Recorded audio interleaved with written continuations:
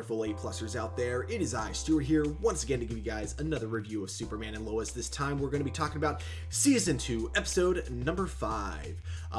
This was another really good episode, and I think that, when we look at what happened in the previous episode, episode number 4 of Season 2, it left us on such a big cliffhanger that I feel like a lot of us were really just impatient for these last couple of weeks, really wanting to see how, the story continues after there. Whereas this episode, while still being an amazing episode, definitely doesn't leave you on quite as much of a cliffhanger at the very end. A lot of questions that we had get answered, but there is still, of course, a little bit more room for, more mystery to be solved going forward in the season. It's just that you're not in quite as much of a hurry to get to those answers as you were from the questions that were left in the previous episode.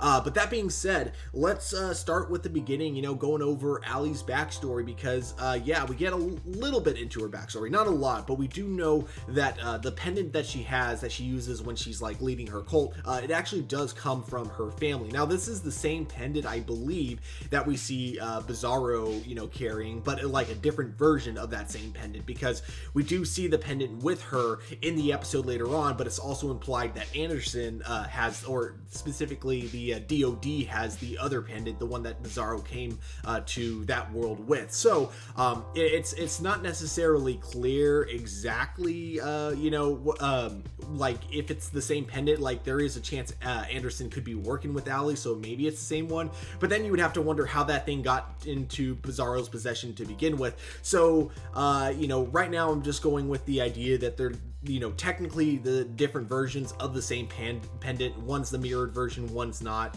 That's kind of the thing that I'm going with. But basically, as a child, she was given a choice on whether or not she wanted to look after the family pendant and keep the legacy going, look into their family's research, which we then see, kind of playing out in the show as she uses her family's research to really kind of start her major cult, or she can basically just, put the pendant aside, but then she gets none of her inheritance. And so, when you're a little child and you're offered like either riches and glory or, absolutely nothing, starting from absolutely nowhere, of course, as a child, you're going to go for the riches and glory. So she chooses the inheritance, keeps the pendant, and then of course the rest is kind of history, as we see with Allie Allston now having her cult and having all this kind of metaphorical power in a way. Meanwhile, Chrissy is still like not really trusting of Lois, and in the previous episode, I think like what always kind of bothered me about her being pissed off at Lois for not giving her the whole truth was that, she left out the part that was clearly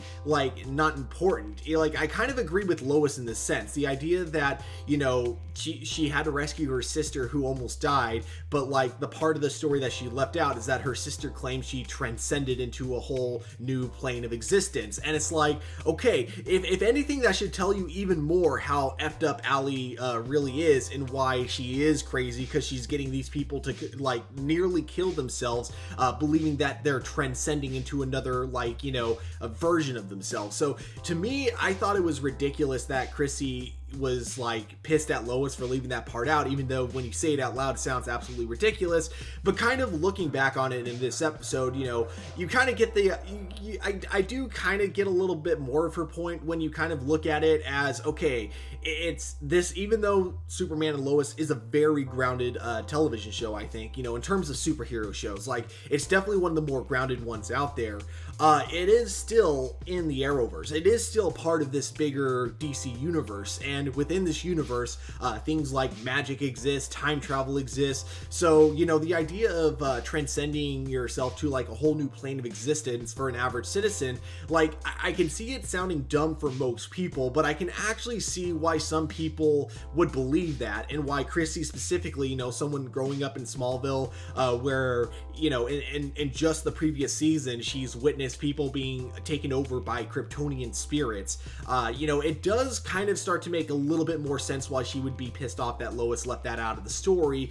I do still find it a little bit weird that she was as pissed off as she was, because again, when you're looking at the fact that people have almost killed themselves trying to get there, it really doesn't seem like it's that important of a detail on what they see when they're killing themselves. The point is they're nearly killing themselves, so the reason shouldn't matter to me. But so I think I still am slightly more on Lois's side there, but I do get Chrissy's point of view. The idea that she feels like she's constantly being left out, like Lois is only telling her the half-truth, and Lois, I feel like with Lois, because she's constantly keeping a secret from the world like her entire life when it comes to some of the need to know basis from her dad being a DOD general, and then also being married to Superman, it's like one of those things where lying just kind of comes instinctively to her, and not necessarily just lying, but just keeping the whole truth kind of comes off as just pure instinct to her. So it makes sense that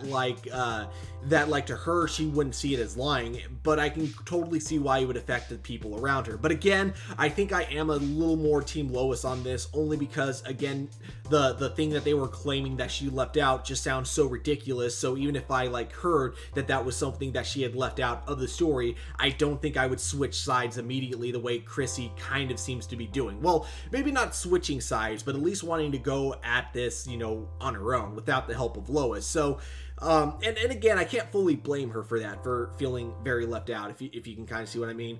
But regardless, Anderson, meanwhile, when we go back to the DOD with Anderson, Superman, of course, is trying to kind of come to a middle ground with Anderson, but unfortunately, both, more Anderson than Superman, but both in a little bit of a way are a little bit stubborn and not wanting to really meet each other halfway. Anderson wants Superman to be working for the DOD, specifically just for them. He doesn't want Superman being like a freelance superhero saving people whenever he needs to. He wants basically Superman to work for the government, and Superman doesn't want that. However, there are a few things that I will say that Superman, I can kind of see Anderson's perspective on, of why it might be irritating him with Superman, in the sense of, one kind of example is him being like, I'm willing to meet you halfway if you bring me Bizarro, then we can talk. But of course, we see in the episode, as Superman fights Bizarro, he doesn't bring him to Anderson, he brings him to the fortress, which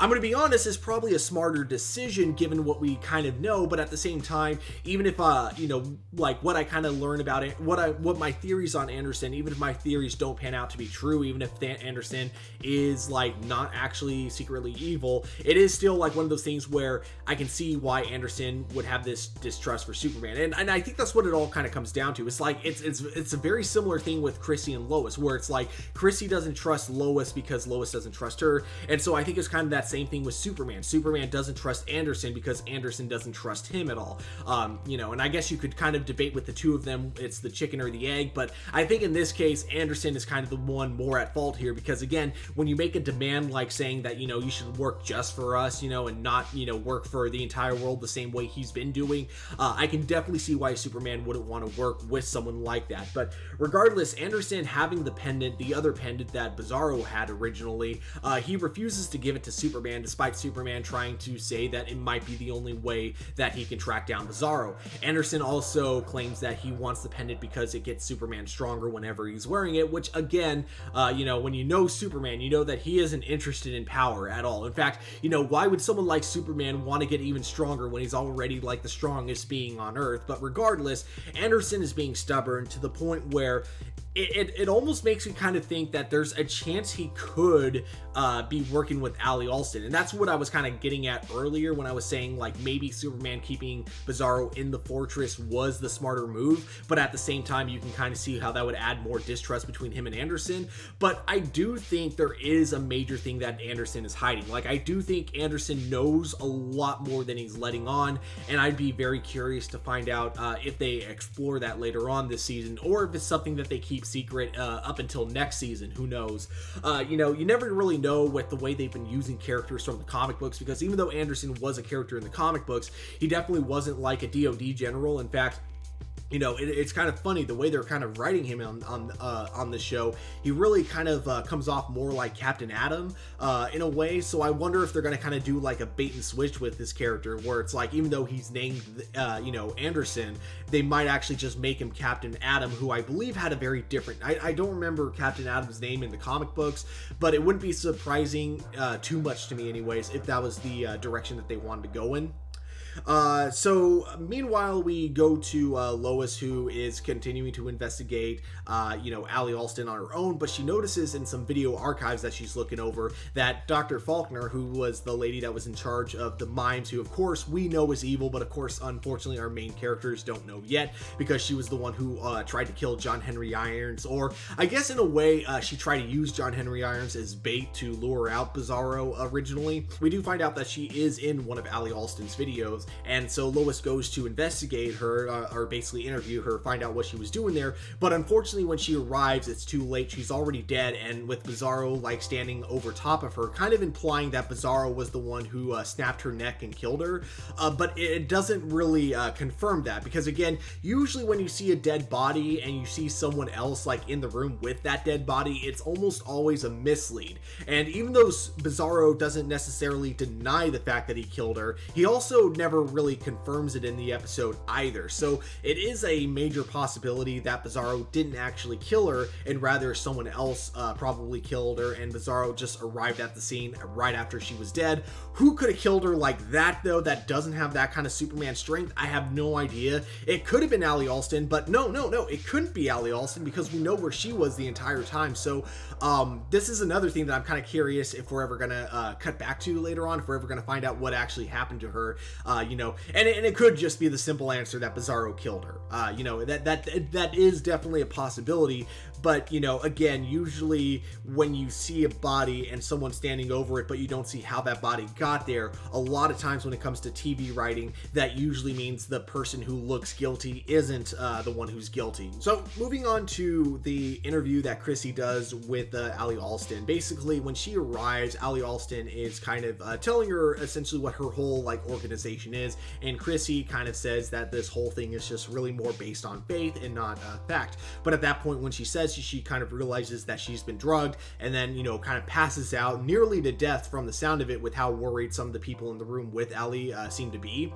But when she does pass out, Allie puts like the same pendant that we see in the beginning over her neck as she's like kind of passed out on the floor. And then when Chrissy wakes up, she realized that that she is transcended. She has visited this Bizarro world.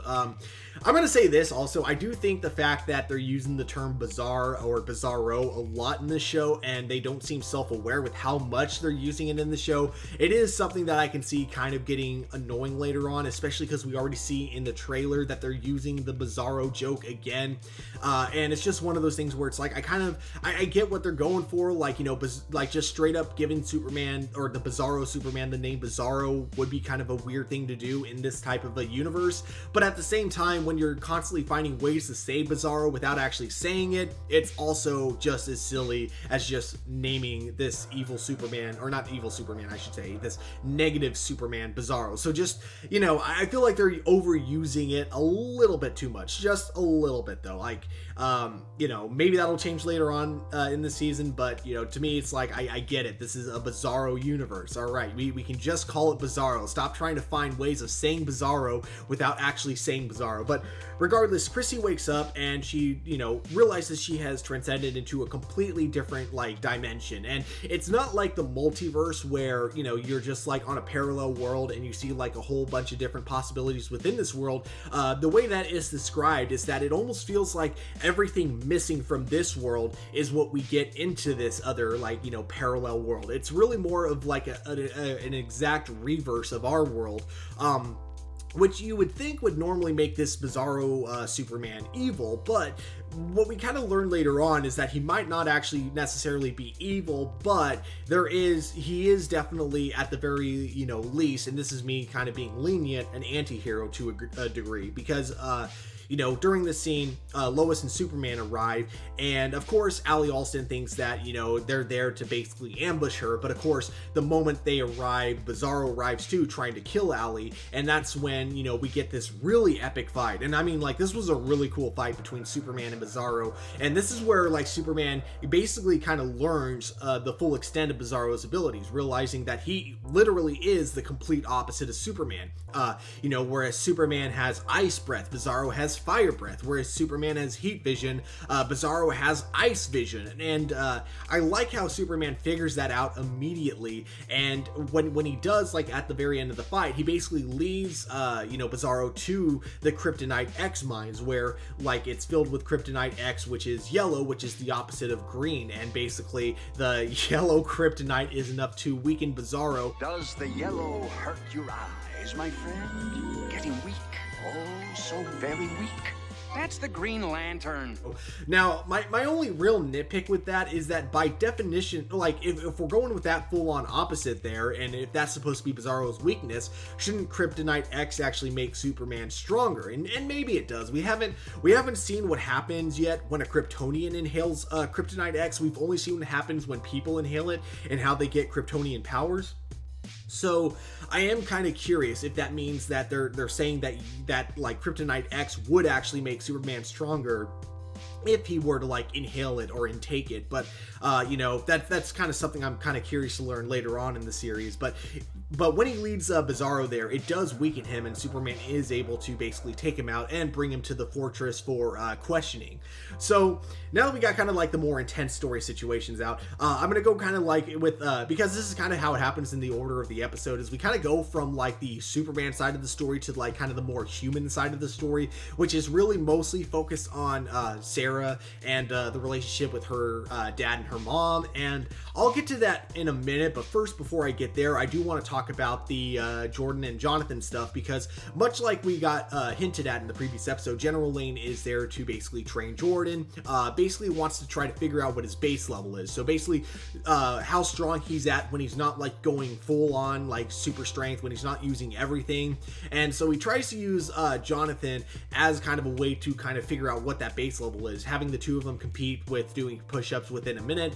And we see that they seem very even, but when they both get up from doing the push-ups, we see that Jonathan is sweating a lot, and like Jordan has barely even broken a sweat, which leaves General Lane to kind of suspect that Jordan is holding back in order to not like upset Jonathan by like really showing off. So basically General Lane politely asks Jonathan to leave in order to really get an idea of what Jordan's baseline is, and this really irritates Jonathan. And this is where you can kind of tell the roid rage is kicking in, as we saw him doing like the Kryptonite X steroids. I don't know what you would really call it, but he basically starts to inhale some before going back down to the barn, and then just kind of like claiming that General Lane might be training the wrong grandson. And this is where we get to see him and Jordan really duking it out. Now Jonathan seemingly does win this fight, but I personally don't really think Jordan was going all out, because again, Jordan doesn't really know his full strength yet. So he was probably holding back a lot when he was hitting Jonathan, those,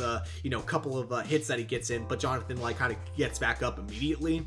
And I say that mostly because we've seen that Jordan Kent has like, while not going toe to toe with Tal-Rho, he does end up getting a few really good hits on Tal-Rho during the scene where it's the two of them at his Fortress of Solitude with Superman. So it does kind of lead me to believe that Jordan was holding back a lot, and it makes me kind of wonder, like, later on with what we get in this episode, if they ever spar again, maybe Jordan might go a little bit too hard on Jonathan, thinking that Jonathan has more strength than he does. But that's something I'm going to be kind of curious about later on in the episode. But we get to Sarah Cushing's quinceañera, or I should probably say Sarah Cortez, as she does want to take back her family name during this quinceañera, which I actually thought was kind of a really interesting scene within the episode. Something I actually had no idea about with Kyle, the fact that his original last name was Cortez before his, I believe it was his dad changed it to Cushing. And so now, like, with Sarah wanting to bring back the family name, I actually thought that was like a really sweet moment. And I love that it makes her being very proud of her heritage really makes her dad very proud. Unfortunately, though, we know that as happy as these family scenes are, it's not going to end well, because we saw in the previous episode that Kyle had been having an affair, most likely during the events of season 1, when he was a bit of an alcoholic, and by a bit I mean like a major alcoholic. And so we know that because of how happy that they're playing this out, and because we know what has happened, and because we know how TV writing works, we know that things are going to, like, shit's gonna hit the fan very soon. We just don't know when.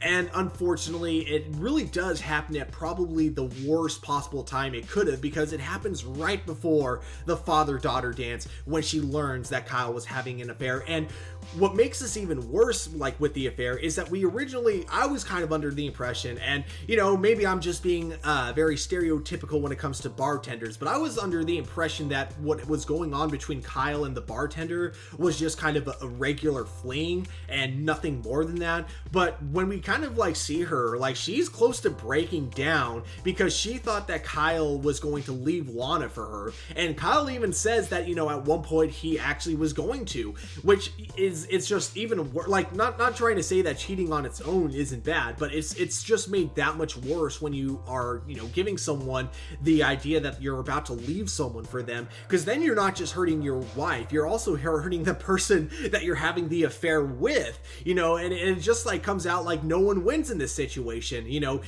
So Kyle basically just kind of becomes this so he just kind of completely destroys, what was once a really happy family. Like, going into this quinceañera, like, they were all like incredibly happy, and so when it all kind of comes down at once, you just have this horrible heartbreak coming from everyone. You got Kyle feeling guilty, you got the woman he had the affair with feeling like shit, you have Lana feeling like shit, you have Sarah, who was just talking about how incredibly proud she was to be a Cortez, to be part of to be Kyle's daughter. Now she's like feeling ashamed of this whole thing, and it just, the way it all kind of comes crashing down at once, it really brings the mood down, which is just which you kind of, even though you see it coming, even though you know what's going to happen, it still hurts to watch it happen. And that's just some really good writing right there. So yeah, we do see though Lana and Sarah kind of lifting each other up after this happens, like the two of them saying, yeah, this sucks, but all these people are here for you, so the two of us are going to lift each other up, and we're going to get through this. And we're not going to pretend this didn't happen. Obviously, we know that this is going to come up later on in future episodes, what this means between Lana and Kyle, though, like what happens with their relationship going forward, who knows. But it's going to be a rocky road going forward, and I'm really curious on how badly it's going to affect the Cushing family overall in a very negative way. So this, like, the whole second half, I know a lot of people, when they watch Superman and Lois, a lot of people really just want to watch the Superman aspects of this. But for me, I'm actually really enjoying when the show decides to tackle the drama aspect of just everyday life. And I think that this show handles it really well. And the fact that we get like a superhero show with this great family drama really just does go to show you how great the show can truly be, honestly, overall. After the party kind of settles down, we do get a little bit more from Bizarro with Superman. Bizarro basically revealing that he's a soldier on his world, and this is where I kind of go back to earlier when I was saying with Dr. Faulkner, we don't know for sure if he killed her, but he doesn't actually deny it as he's trapped in this cage. He just says that she was a casualty, I'm a soldier and she was a casualty. And we know that this Bizarro character does kill, because we've seen him killing these soldiers, whether it be in self-defense or whether it just be out of pure hatred. We don't really know for sure. I mean, I guess you could say self-defense, but at the same time, it's like, is it really though? Because I mean, what can they possibly do to you? You have these soldiers attacking Bizarro, and Bizarro goes in and kills them, for attacking him. And I don't know if I can really call that self-defense, because again, their attacks wouldn't like really have that much an effect on him. You know what I'm saying? He definitely isn't afraid to kill when he feels the need to, but at the same time, his intentions don't necessarily seem to be pure evil. He does seem to have the intentions of wanting to save, this world, the world, or by this world, I mean like Earth Prime or the Superman and Lois world, whatever you want to call it, and his world that he comes from. So So it does definitely seem like his intentions seem to be good, but of course he just has that mentality of, if casualties happen, oh well, the bigger picture is more important than, the small people you have to kill along the way to get there. Kind of like, I guess you could kind of compare him in a way to the characters from Peacemaker, I guess, which of course is a very different ideology from Superman, who believes, every single life it has equal value, and, killing one life to save another, is never justified, which is why, when he says he's trying to kill Allston in order to save both worlds, this is something that, of course, we know that Superman isn't going to stand for. And now I would be kind of curious going forward into this show if possibly this is going to be an ideology that gets challenged later on. Like maybe the idea that there is legitimately only one way to stop Allie, and that is to kill her. If that might be like a big struggle that Superman has to go through later on. I always do love it when, characters get challenged in this sense. The idea that someone doesn't want to kill because, it's just, it goes against their code and because they think all life is precious, but then they get into a situation where that gets really challenged. I love that kind of storytelling, so I would be kind of curious to see if that's what we get with Allie. Like maybe literally keeping her alive is the thing that's going to destroy the world. I would love to see how Superman has to tackle this obstacle going forward. But yeah, guys, I think that kind of wraps it all up. Overall, guys, once again, a really great episode. Definitely check it out if you haven't already. Although I probably should have said that at the beginning, because obviously I literally just spoiled the entire episode. But even if you haven't seen the episode and your only context for the episode is this review, I still recommend watching it because it's amazingly well directed. And again, the pacing in this episode, especially when it comes to the Cushing family, again, just that kind of buildup you have when everything is going so well and shit's gonna hit the fan at the end of the episode, and you don't want it to, but what's gonna happen. I think it just adds this whole level of intensity to the episode that just makes it a blast to watch overall. And then of course you get the great Superman moments. I think the Superman Bizarro fight was one of my favorites in the show so far. And I love that these fights with Superman, due to the limited budget of the CW, I love how limited they are, because then they just make the fights feel that much more special. The fact that we usually only get 1 or 2 Superman fights an episode, but those fights are going to have a really big impact. It just makes the fights that much more enjoyable. Like, if this show had, let's say, for example, a Peacemaker budget, and meant that we got like 2 or 3 Superman fights an episode, like, I'm sure they would look better, and I'm sure it'd be more fun, but it wouldn't really have that same, like, impact that these fights do by being, like, so few and far in between. And I kind of, prefer it that way. I prefer, like, one really big fight, either once an episode or once every other episode, rather than multiple mediocre fights every episode. But those are just my A+ opinions at the end of the day. And of course, as I always say, we always want to know what you guys think. So definitely let me know in the comments below if you guys enjoyed this episode as much as I did. Don't forget to hit that like button, subscribe to our channel. But of course, guys, above all, don't forget to keep it A+. I'll talk to you all later.